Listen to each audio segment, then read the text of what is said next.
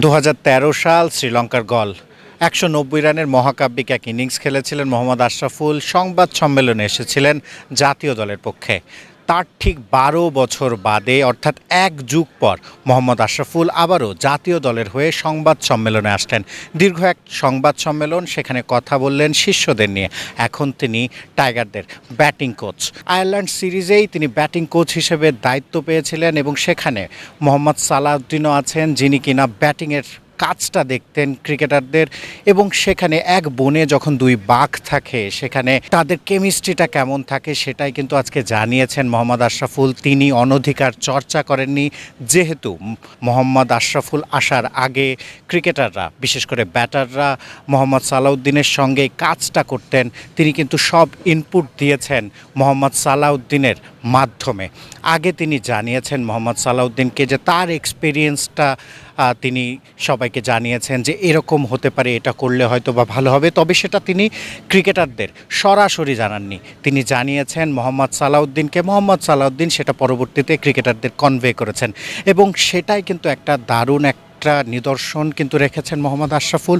অনধিকার চর্চাটা তিনি করতে যাননি, এসেই সবার সঙ্গে একটা জেলিং করার চেষ্টা করেছেন। তিনি বলেছেন যে তিনি মুশফিকুর রহিমের অভিষেক টেস্টে তিনি দলে ছিলেন, মুমিনুল হককে টেস্ট ক্যাপটা তিনিই পরিয়ে দিয়েছিলেন এবং সেখান থেকে এখন তিনি কোচ, সেই জায়গাটা তিনি ভালোভাবেই পেয়েছেন। স্বাগত জানিয়েছে সবাই তাকে এবং তিনিও তাদের সাথে মানিয়ে নেওয়ার যথেষ্ট চেষ্টাটা করে যাচ্ছেন এবং করছেনও। তাকে প্রশ্ন করা হয়েছিল গতকাল, আমিনুল ইসলাম বুলবুল বিসিবি সভাপতি, তার সঙ্গে তাকে কথা বলতে দেখা যায় লম্বা সময়। তাকে জিজ্ঞেস করা হয়েছিল যে আসলে তিনি তাকে কোনো সুখবর দিয়েছেন কিনা, কারণ এই সিরিজের জন্যই কিন্তু তিনি দায়িত্বটা পেয়েছেন, সেটা লম্বা হবে কিনা সেই প্রশ্নটা তাকে করা হয়েছিল। তিনি বলেছেন এমন কোনো কথা হয়নি, এমনিতে বুলবুল এর সঙ্গে তার সম্পর্কটা অনেক ভালো, সেই অনেক কিছুই কথা হয়, তবে তার কোচের মেয়াদটা বাড়ানো বা নতুন করে দায়িত্ব নেওয়ার ব্যাপারে কোনো কথা হয়নি। তাইজুল ইসলামকে তিনি বলেছেন মোহাম্মদ রফিকের সঙ্গে তুলনা করেছেন। এখন তিনি বাংলাদেশের পক্ষে সর্বোচ্চ উইকেট সংগ্রাহক, 249 উইকেটের মালিক তাইজুল ইসলাম।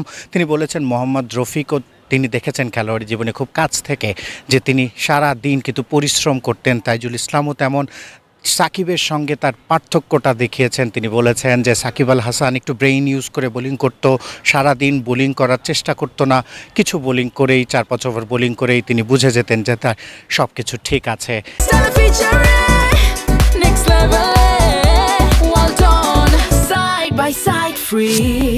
নিজ নিজ সময়ে তাদেরকেই সেরা বলছেন, এই মুহূর্তে তাইজুল ইসলামকেই তার সেরা মনে হয়েছে। ক্রিকেটারদের, ব্যাটারদের ইনফ্যাক্ট তাদের বড় রান না করতে পারার পেছনে ভালো বলে আউট হওয়ার কারণ দেখিয়েছেন মোহাম্মদ আশরাফুল।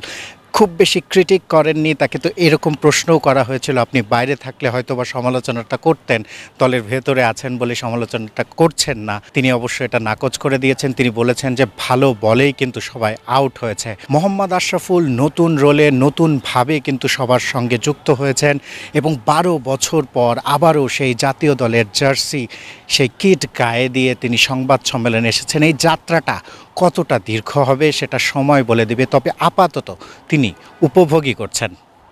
শিহাব হাসান খান, ক্রিকেট 97, মিরপুর, ঢাকা।